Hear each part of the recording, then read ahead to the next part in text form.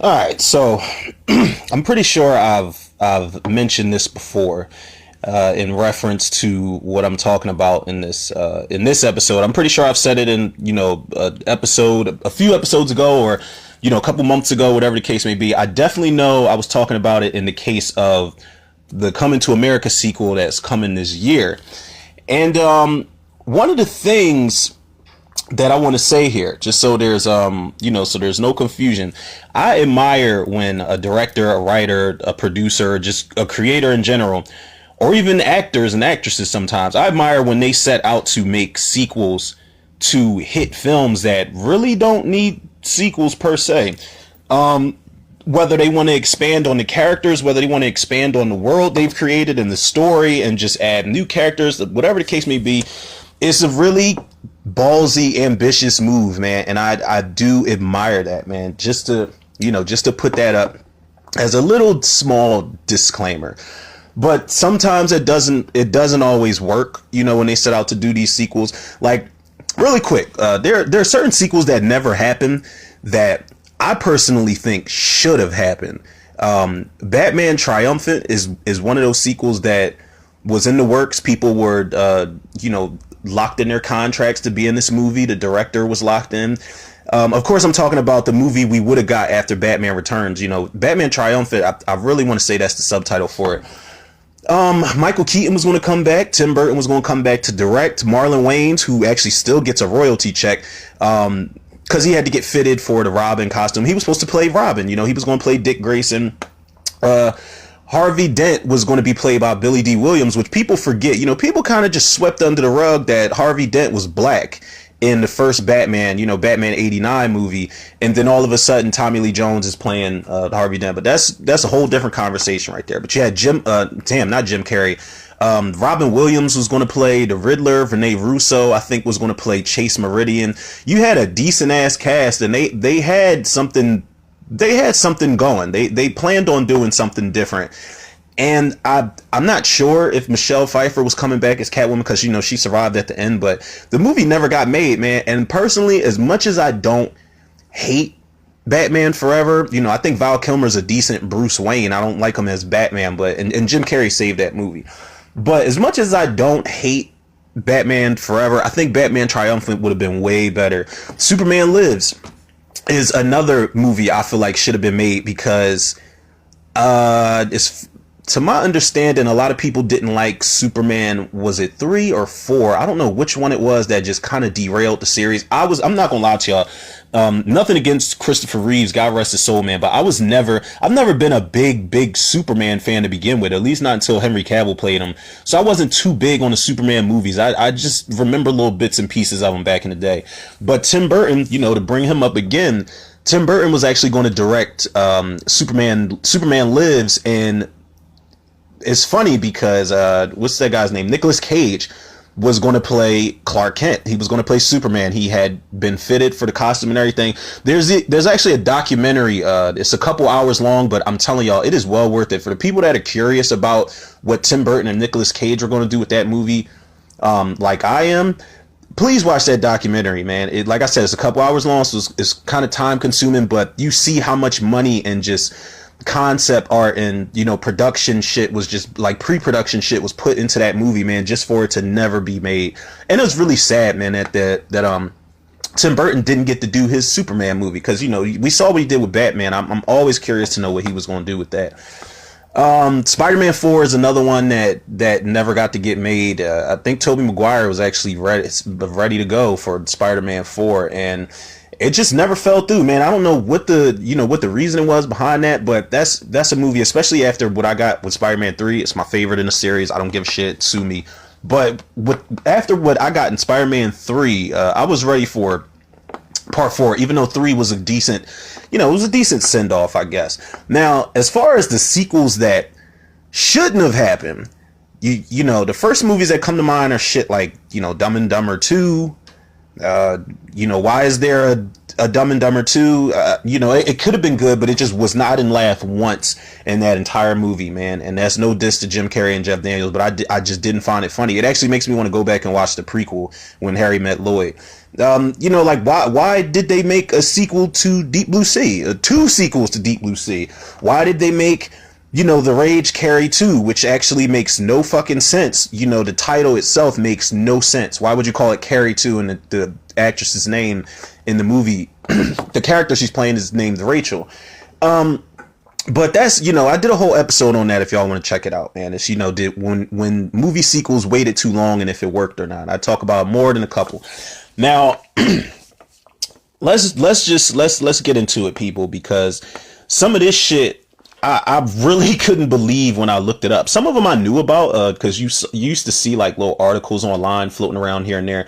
But some of them I absolutely did not know what they were going to do with these, with these unmade sequel ideas. And let's just jump into it, man. The first one that we're going to talk about as far as unmade sequels, E.T. Nocturnal Fears was going to be the subtitle. Now we know what E.T. is, man. Spielberg is one of his greatest films ever, man. I still get a little emotionally nostalgic and choked up during a couple scenes in that movie. I actually want to do commentary for it eventually, but we know it came out in 1982. Like I said, Spielberg it was a pretty decent breakthrough film for him, and you had plenty of ripoffs and shit. You got Mac and Me, you've got like shit like Earth to Echo and all that type of stuff. But nothing matches up to E.T., man. And we know, like, for the uninitiated, again, the plot's simple. Alien comes to Earth, befriends boy, and shit hits the fan when people in these fucking scary ass spacesuits just come and try to do testing on E.T. and all this other stuff. But it's a really decent movie. Dee Wallace is in it. Drew Barrymore, I want to say that was her first role. I want to say it was before. Is that Firestarter or is that Cat's Eye she's in? Somebody can correct me if I'm wrong. But what they were going to do with E.T. Nocturnal Fears is funny because the writer of the original E.T. wrote a treatment. Her name's Melissa Matheson. And the premise is really like, you look at the subtitle Nocturnal Fears and you automatically feel like, the first E.T. wasn't all shits and giggles. It has some really serious moments in it. Like I said, there are parts that I still watch where it's like, damn, like you wonder if he's going to be okay or not. Like he's all dried up and shit. Like he's super dehydrated in one scene and you actually think E.T.'s going to die at some point. You don't know if everything's going to be okay. So with this treatment she wrote, they were going to go straight up horror. And it's really strange. Like you talk about a shift in tone. This shit was insane. So the premise for the treatment Melissa Matheson came up with, truly evil aliens, carnivores, and they're like they've got like a hypnotic and paralyzing hum where they fuck up the wildlife out in the woods and can eat them and shit like that. I don't know if they said that they did it to the humans or not, but these are basically the evil doppelgangers of E.T. They kidnap Elliot and his friends and they interrogate these kids. They examine the kids. They torture these kids. And of course, it's like, E.T. would have to save the day. And then at the end, E.T. would leave again when it was all said and done. That shit, talking about just evil aliens and, just torturing and examining, it automatically takes me to an alien movie called Fire in the Sky. I don't know if any of y'all have seen it. I highly recommend y'all see it. The cast is fucking top notch. The acting is great. It's actually based on a true story of the guy Travis Walton who was abducted by aliens. It's one of the scariest. It is the scariest alien abduction film I've ever seen in my entire life, man. That movie fucked me up something awful as a kid. But that's what this shit reminds me of. And for this to be an E.T. sequel, it's like y'all getting kind of dark. And the aliens were going to be albino mutations of the same species that E.T. was.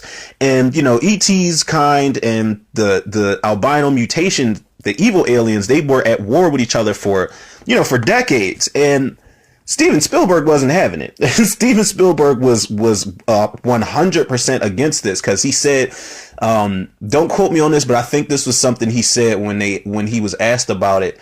He said that he felt like it would take the virginity of the original film, as far as the shit that she was coming up with in this treatment, man. And, I want to say rightfully so. Steven Spielberg declined on this and he was against this because for him to put what he put into that first film to just completely turn it into you know, something else entirely different in tone is just, it's almost a sin at some point. So you got to ask the question, did the fans want this or no? And my answer as far as that goes is I say no. I say the majority of fans probably would not have wanted this shit, and if the movie came out they would hate it. I'm almost sure. But personally for me, I'm curious as to what a horror movie version of E.T. would have been like. I'm glad that they didn't make this film. However, my curiosity is on a bean ski right now, because I'm like, wait, like the carnivores, you know, like alien species, like what the fuck is going on? Like, would Elliot's friends die? You know, would Elliot die, and would they kidnap his sister? Would Dee Wallace get, like, there's a whole bunch of shit going on in my head. But I think for the best, this did not happen, and I think fans did not want this at all. And luckily we still got that original E.T. movie and a couple commercials here and there to just go back on. So now jumping into the next one, I don't know how many people knew about this. I did not know about this. At least I didn't know about it in the detail that I read about it. There was going to be a sequel to 1995's Seven, you know, the movie with Morgan Freeman and Brad Pitt. And it was going to be called 8, properly titled 8, but it doesn't really make sense, because it's like, did they just invent a new sin? Was the killer going to invent a new sin? I don't know, because there are 7 deadly sins. You can't just go against that and just make some shit up.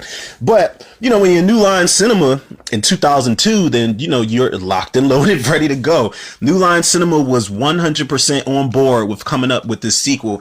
And I feel like I don't know why. You know, I don't know why they would want to make a sequel to something like Seven, which is, it's just a standalone movie. You know, it's a standalone film, and I feel like it doesn't, the way the movie played out and the way the movie ended, you don't need a sequel to it. But, you know, like I said, 2002, New Line, they were ready to go for it. And the crazy thing about this, the movie was originally titled Solace. Yeah, Solace was the title, and it was a script by this guy named Ted Griffin. I don't know who the hell Ted Griffin is, but it's just weird. Like, they wanted it to be the sequel to Seven, but they were calling it Solace. There's just a whole bunch of strange shit going on when they were trying to get this movie off the ground. And the premise basically, like, and I'm not kidding y'all when I tell y'all what this premise is. It's you know, a detective with psychic powers tries to stop a psychic serial killer. So it kind of reminds me of it probably would have been a polished up version of what the fuck, I don't know, Silent Night, Deadly Night 3, where Bill Moseley's character was telepathically linked to the blind girl, or whatever the fuck was going on in that movie. I've never even seen all that movie before, but that shit just looks insane. But this shit is a complete, you know, shift. I get it, like the detective, the serial killer, but to put the whole psychic aspect in it would kind of make it a little cheesy. And there was originally with this idea, there was no Detective Somerset, you know, Morgan Freeman's character. He was not in the original idea, but they put him into the mix eventually, because they're probably thinking like, all right, we got to sell tickets, we got to put asses in the seats. And you know, there was no Detective Mills, Brad Pitt's character. There was no Detective Mills in the script. So I'm assuming they're like, listen, if we lost Brad, we can at least sell this thing with Morgan Freeman. I appreciate the sentiment, because it's like, we saw Detective Mills. I don't know what the fuck his punishment was at the end of the movie, because, you know, he kills John Doe at the end, and you just see him in the cop car riding off. And David Fincher, of course, was not attached to it. He was not a fan of the idea. He said he didn't want no parts. I feel like David Fincher already has PTSD with sequels, with how bad his experience was when he worked on the set of Alien 3. And that's a movie, you know, I'm really hard on David Fincher and Alien 3, but that's a movie, the older I got and the more I looked up, you know, the production shit that was going on, just all the BS that was going on. I don't blame David Fincher for that. It was a lot of studio involvement, a lot of cooks in the kitchen. So rightfully so, he wasn't involved with the sequel. Now, the funny thing about this movie is that when it didn't fall through and end up being the sequel called 8, you know, they kept the title Solace, and Solace became an entirely different movie. In 2015, it came out, and it's a movie with Anthony Hopkins. I don't know if it did well or not. I just know Anthony Hopkins is in it. It has the original title of the Seven sequel, and it's a thing. Now, did the fans want this or no? I say hell motherfucking no. Hell no. Nobody wanted, because Seven is a movie you don't have to, you can imagine what happened at the end, what happened to Somerset, what happened to Detective Mills, and what was the outcome, what was Mills' trial like, or something like that. You can fantasize about shit like that, but we don't need to see that. I know I don't, and I doubt that any fan out there, a true fan of Seven, would want a sequel. There's no story left to tell. Like, you don't want to turn this into a fucking Alex Cross, series where we just follow Detective Somerset and he's just hunting down all these killers and he's teaming up with psychic, paranormal, telekinetic other detectives and shit. Nah, man, this was for the best. I think this was, if I had to, gun to my head, if I had to pick one out of the two I just mentioned, I would want to see a horror version of E.T. before I would want to see the movie 8. Seven definitely didn't deserve a sequel, and I'm pissed that they would even try to, tarnish that shit. So, speaking of tarnishing, excuse me, this one, I'm in the middle of the road, man. I'm on both sides of the fence with this one here. I'm not gonna lie to y'all. I'm not gonna lie. Now, this one, it was gonna be a sequel to the 1988 classic, and we know, I don't know if we understand this or not, but I think this was one of the earlier movies to blend, not necessarily CG, but to blend animation and live action. And when I say 1988 and I mention animation and live action together, hopefully y'all light bulbs just went off over y'all heads. Some of y'all that know what I'm talking about, but I'm talking about Who Framed Roger Rabbit. And they were going to do a sequel, and it was just going to be called Roger Rabbit 2 Toon Platoon. Now, this was pretty interesting. I can appreciate the gesture, but I don't know if anybody else would share that same opinion. Now, the premise was, it was going to be a prequel. It was going to be a prequel, and it was going to be set during World War II. And Roger Rabbit finds out they give this motherfucker like real life human problems. Like, he finds out that he was adopted, so he sets out to find his real mother. And along the way, he meets Richard Davenport, which would basically be like his basically his new Eddie. Basically, I think that was a Bob Hoskins character. Eddie Valiant was his name in the first movie. But he was going to meet this guy named Richard Davenport, who he would have just befriended and annoyed the fuck out of throughout the entire movie. And also, this would have been the first time he met Jessica Rabbit, and Jessica Rabbit actually gets kidnapped by the Nazi army, and she's forced to do broadcasts for the Nazi army in this movie. Now, around the time, Steven Spielberg didn't want to be involved in this. He actually refused to be involved, and he said it was due to how the script was portraying Nazis. And I don't know if he just thought that they were, worse than how they were depicted in the script. I don't know what the case was, but we know the funny thing about that is we know Steven Spielberg he's no stranger to Nazis, man. You got like Raiders of the Lost Ark, you've got Kingdom of the Crystal Skull, and he's no stranger to Nazis. So I'm just wondering why wasn't he pleased with how they were portrayed in the script? That's something I actually would look into. And another reason this didn't fall through is because around the time when they wanted to do this, I'm not sure what time exactly, but Disney had lost both the licenses to WB and Hanna-Barbera. So we know that there are certain cartoon characters that they had in the mix of things that they couldn't use. They didn't have the rights to do that. Now, did the fans want this or no?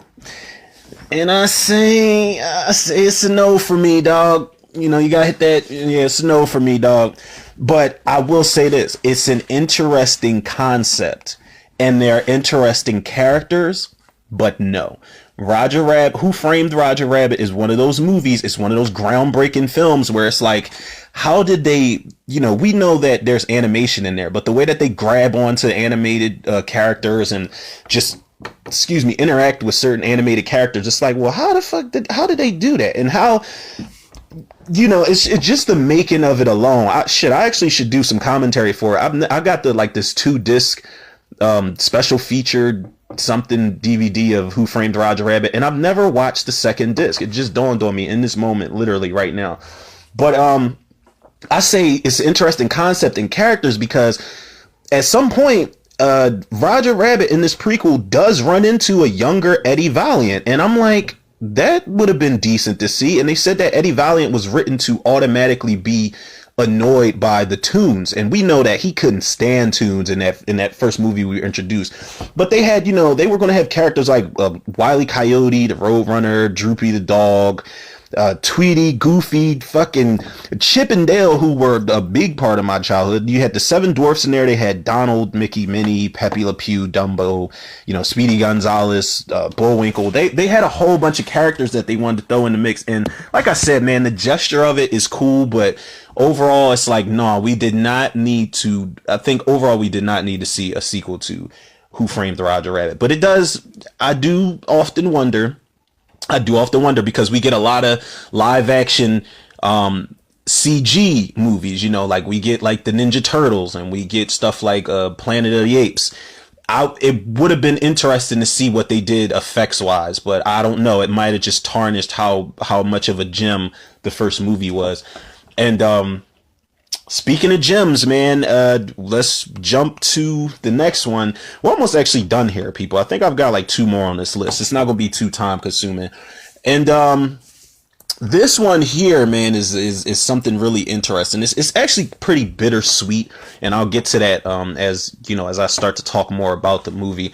But they were going to do a sequel to 1993's Miss Doubtfire 2. Now, this is probably the one most people knew about, because there was a lot of there were a lot of rumblings about this a few years prior to Robin Williams passing away in 2014, I think it was. And there were a bunch of articles and stuff like that. So this is the one that more people probably knew about. And the upside of this actually was that Chris Columbus, the director of the first one, I'm not sure if he wrote it, but he was the director of the first one. And him and Robin Williams were both on board in the early 2000s. They were ready to go for a sequel. But they said that the ideas that kept coming across their desks as far as the scripts, they said the script sucked. And I completely understand. You don't want to just cash in on a household name like Mrs. Doubtfire and just pick up any old script that, Tom, Dick, and Harry wrote in their sleep or something like that. And the funny thing is, like, Bonnie Hunt from Jumanji, the one that played Sarah Whittle, I think her name was. Wait, was she Sarah Whittle? Or was she? Okay, yeah. Because I think BB Newirth I want to say BB Newirth was her name. She played the aunt. Sarah Whittle played or Bonnie Hunt played Sarah Whittle, the older version of the girl who saw Alan Parrish get trapped into the game. And funny enough, her and Robin Williams were both in Jumanji. But Bonnie Hunt wrote a script for this, and they said that her script idea wasn't all that great. I don't know if she did it to please Robin Williams, in certain ways. I'm not sure, but nobody was impressed by any of these ideas, not even by Miss Hunt over there. And, it was around 2006. Robin Williams just dropped out of the project. He said he didn't want to be a part of it. It was like development hell. And I guess that he knew in his heart that it's like, there's a reason this movie shouldn't be made, man. It's kind of like what I keep saying about, as much as I would want to see a reboot of The Crow, it's kind of what I keep saying about the Crow series, man. There's a reason that movie keeps getting its production just shit on. The directors are walking away from the projects, the writers, the actors to play Eric Draven. There's a reason certain movies are, go through development hell and have trouble getting made, because it's just not supposed to happen. And one of the more sad things, not as sad as Robin Williams himself actually passing away, but, after he dropped out of the project in 2006 for good, it's like even after he got an Oscar for like Good Will Hunting, Robin Williams, he said he didn't want to act anymore, and it just goes to show, man, like the acclaim, the fame, and the money didn't really mean shit to this guy, man. And, if you're unhappy and just like mentally unstable, emotionally unstable, then all that fame and shit doesn't mean anything. He didn't want to act anymore. He said he only signed on for certain movies, and certain movies he never got to do, but he only signed on for certain movies just to, kind of make ends meet. And he said that he wasn't broke, but he said that the money wasn't really coming in the way that it used to. He wasn't that bicentennial man, or he wasn't in Toys or Flubber. Like Robin Williams was like he was like a blockbuster bully back in the day. He was like the comedic version. If I could make a comparison right now, He was like the comedic version of Arnold Schwarzenegger. And I say that to say this. Like, do y'all remember when Arnold would have a movie every year that would do fucking numbers? Like, whether it was Eraser, whether it was True Lies, whether it was like Collateral Damage or End of Days or something. Like, I know that the quality in his film started to decline, but Arnold was a box office bully, and so was Robin Williams, man. But I think as the years went on, there's a lot of people that haven't seen Robin Williams, and I think he's in this movie called Insomnia with, I think, Hilary Swank and Al Pacino. It's like a crime thriller.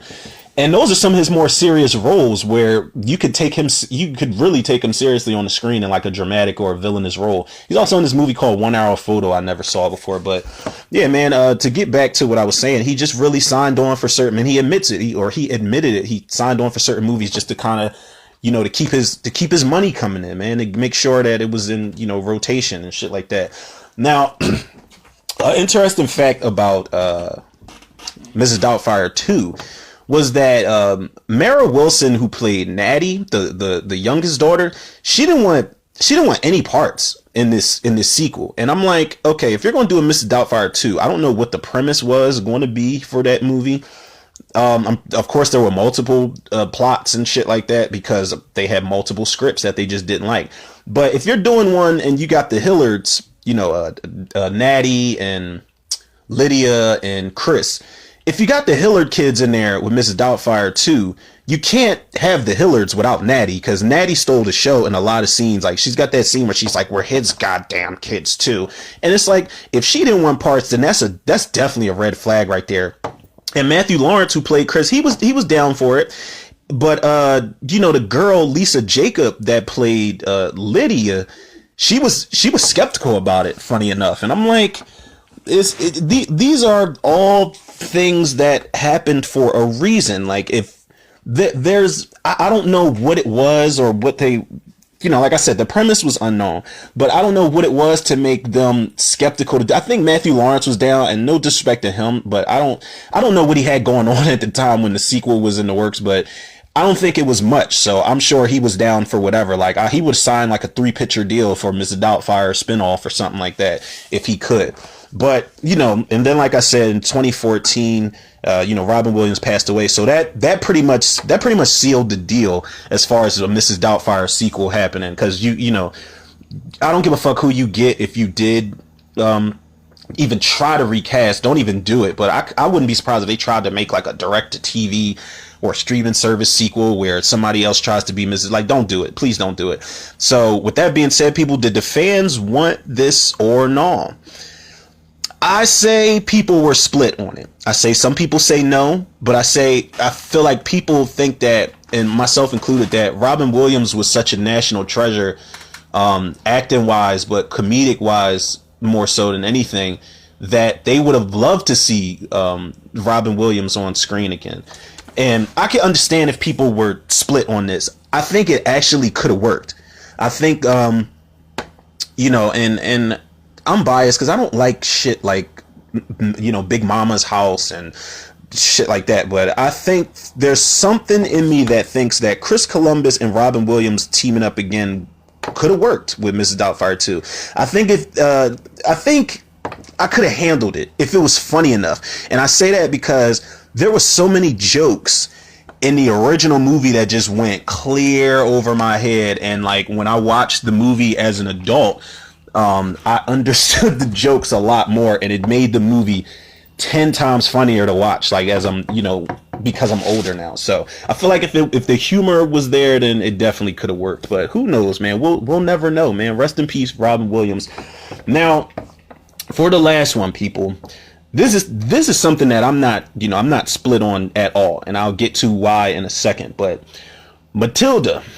And no, I'm not talking about, it's funny I said Matilda, this is the last one, because I was just talking about Mrs. Doubtfire with the chick Mara Wilson, and she played Matilda. But no, I'm not talking about the kids movie Matilda. My daughter actually loves that movie. She watches it so much that it gets on my nerves. And a lot of the kids and the characters and the adults especially get on my nerves in that movie. So I'm not going to say I don't like it. I'm just going to say I don't really care to, if it's on TV, I'm not going to be like, oh shit, it's on, let me go watch it. No, I'm not going to do that. But when I say Matilda, I am talking about a sequel idea that they had planned for 1994's The Professional. Leon the Professional, for the nitpickers out there, that's the full title, I guess. And Luc Besson, who directed The Professional, the original one in 94, he had a script already locked and loaded, ready to go. And rightfully so, man, because even though that movie ended the way it did, I'm pretty sure it had piqued a lot of interest with, like, what is Matilda going to do from here on out? Like, she's already been shown the ropes as far as, like, the assassin life. She pretty much was under his wing the whole time. But like I said, Luc Besson had the script already ready. And, the premise was going to be simple. It was just going to follow an older and more mature Matilda throughout the world. And I think she was going to be an assassin, rightfully so, following in the footsteps of Leon. And, the production was going to be underway, and production got delayed. And it's crazy because Luc Besson, he left the Gaumont Film Company to start his own company. And it was because the Gaumont Film Company, they owned the rights to Leon the Professional. He couldn't make the sequel. And that was, it was kind of like a domino effect, because I don't know if he thought it all the way through. I mean, I respect the fact that he left that film company to start his own film company. But, when he left something really big behind that he needed to make the sequel, which was the rights to the first one. So it's really messed up that had to go down like that. And, this is the crazy thing, man. This is another one of those cases where the movie 8, aka Solace, turned into something completely different. This idea eventually turned into Colombiana. And I don't know if y'all remember this movie Colombiana. Luc Besson actually produced the movie. He didn't direct it or write it, but he produced it. But this is a movie with what is that girl's name? Zoe Saldana. And Cliff Curtis is in it. I think the guy who he plays the villain, Johnny Tapia from Bad Boys 2. I want to say he was the villain in Colombiana, but nonetheless, people, like I said, Luc Besson produced Colombiana, and the idea for Matilda basically turned into it. And you can see how that would come into fruition, because Colombiana, she's a little girl, her family gets murdered, and the little girl's on her shit, like she's sliding through through sewer holes and shit, running from she's on like this crazy frantic chase in the beginning of the movie. And she grows up to be this assassin, and she's like murdering all of these people that are responsible for what happened to her. Or I think just bad guys in general. It's been a really long time. I haven't really seen it since it came out. The movie's okay. It could have been a lot better, and it could have been a lot more action, but it's not a bad film. But it's one of those cases where they had the idea, and it's just like, all right, well, we can't get this movie made, so let's just turn this into something else. And it makes me wonder how many movies that have been made were spawned or just birthed from previous ideas that belong to other properties. It's really strange, man, but it's interesting, the shit that Hollywood is able to pull off, man. These producers and these writers and stuff, man, it's insane, the shit that they do. Now, with that being said, did we want this? Did the fans want this or not? I damn sure did. I think this is another one where people were kind of split, but I think more people didn't want to see it than they did, because The Professional is just set, like, I was a late bloomer to it. I'm not gonna hold y'all. I didn't see The Professional all the way through for the first time until like well into the 2000s era. And when I saw it, I'm like, I can understand why people cherish this movie, because it's a great film, and Gary Oldman just steals the show in every scene he's in as the villain Stansfield, man. It's a really good fucking movie. It's brutal and it's hardcore at times. They kill kids in that movie, but it's a great movie. But I speak for myself, people, when I say I wanted a sequel to The Professional. I wanted to see Matilda do her thing, because it's a great sequel, spin-off idea. It comes full circle with everything that Leon taught her. It would just have to be, what would make or break that type of sequel is what's her motivation. Is she just killing bad guys? Because it's not like you can kill the guys that went after Leon, because you're going up against a whole fucking, police department and SWAT team and all that type of stuff. But it's like she would have to have the right motivation for her to just be this deadly assassin after we see her putting a plant in the backyard of the orphanage or wherever she ended up at the end of the first movie. But I just think it would have been a good idea to do that. And as I wrap this episode up, people, I say that to say this. All in all, I still say that I admire just the notion to continue a story and expand on a universe and expand on the characters. But again, there are times where these stories have been told and it's just a really bad idea. There's two groups of people. There are the groups of people that be like, they'll say, you fucked up the movie or the property by doing a sequel to it and doing this and that. And then you got the people that say, well, the first one still exists, so this one shouldn't, tarnish how you feel about the first movie at all.